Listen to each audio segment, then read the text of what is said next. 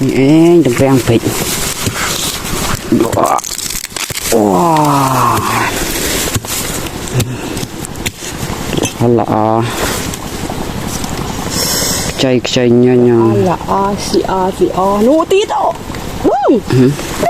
tít đó rồi ô nè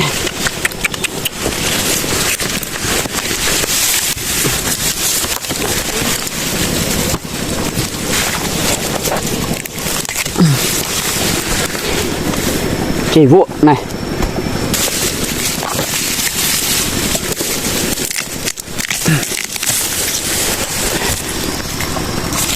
này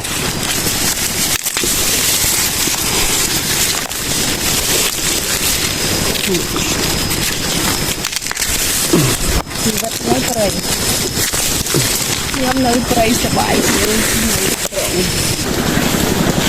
tắt cái này vô này nổ này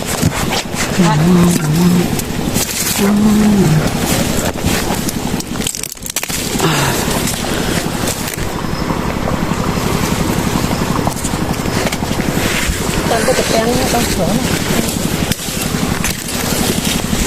tốt đấy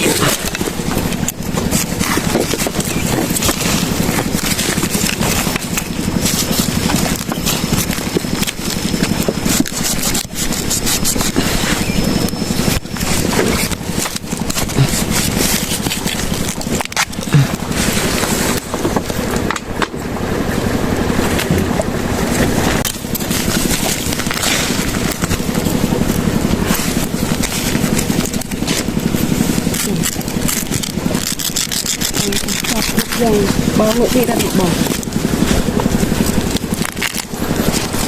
ta chọc cặp già nè in là tủ